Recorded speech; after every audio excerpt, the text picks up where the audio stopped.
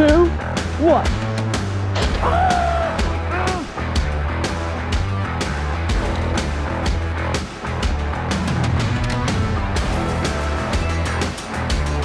Welcome back to Epic Studios. Today's Epic Studio, we're doing something a little different. Today, we're talking about ants. What are ants? Well, ants are insects, obviously. But we're talking about different kinds of ants. There are many species of ants that live in the United States, but some of my favorites are carpenter ants, wood ants, fire ants, and red harvester ants, which you guys have seen me film before.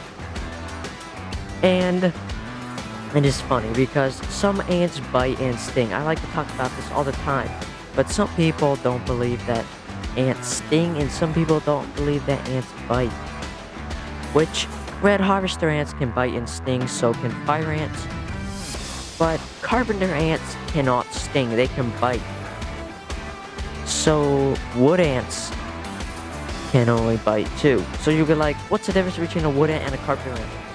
Well, a lot of times wood ants build their mounds out of sticks and stuff. They build big mounds, while carpenter ants live in tree trunks and rotten logs and that kind of stuff. But some carpenter ants are wood ants. But some wood ants aren't carpenter ants. So how does that really work? Well, there's different kinds of wood ants. Like you have European wood ants, you have different kinds of wood ants.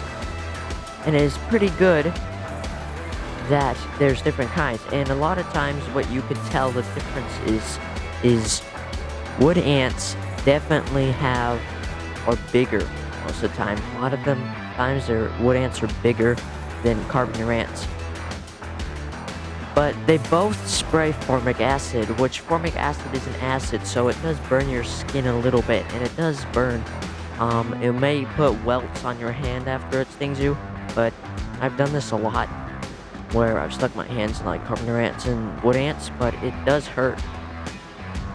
So now that we're talking about that, I'm going to go into fire ants versus carpenter ants, which, as we know on the Epic Adventure Bite and Sting Index, the fire ants are below the carpenter ants, which I stuck my hand in fire ant pile, so there were more fire ants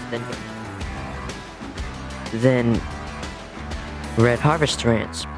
Which, if I stuck my hand in a red harvester ant, that would hurt a lot more than just putting one on my arm.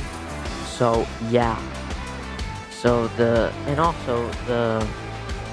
red harvester ants, they build holes in the ground, and then they drill down and haul out the dirt, where, like, as I've talked about in a recent video, why do fire ants build their mounds after it rains? That's on Epic Adventures. Well, why they do it is because their tunnels flood, and when their tunnels flood, they build up in the mounds, they excavate dirt, and they pull the queen and all the larvae up into the mound. And that is crazy within itself, because they can build it like that, super crazy. They just go like that, and then boom, it's like there. And it is crazy that they can build that fast. So it is different, because a lot of times you can't tell the hole if you don't see any ants, because it could be a red harvester ant or a fire ant, because a lot of times the holes are about the same size, depending on if the red harvester ant nest is small. It can have the same size hole as a fire ant hole. But after it rains, you can tell the difference, because the fire ants have the mounds, and then the red harvester ants have that hole still.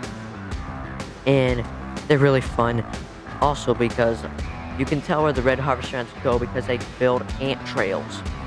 I've talked about this in an Epic Studio video called Do Ants Have a Government?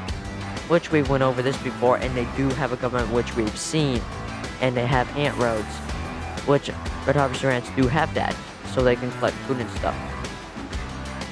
But different kinds of ants do different types of things. And this is why we want to get down to the point of, you want to know your ants. Because when I first started Epic Adventures, this is going to be an inside secret. When I first started Epic Adventures a couple months ago,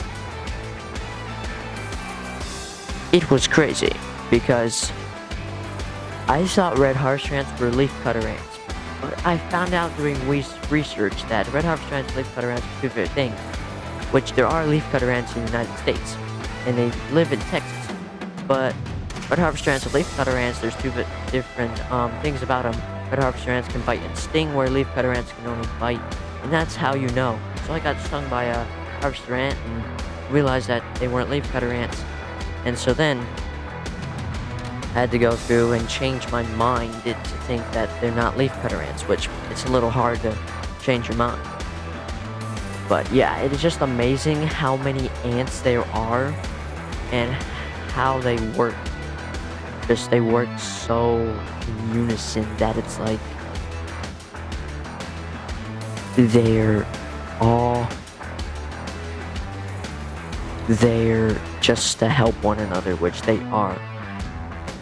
And there are also things in wood ants. Now, I'm talking about wood ants now, they have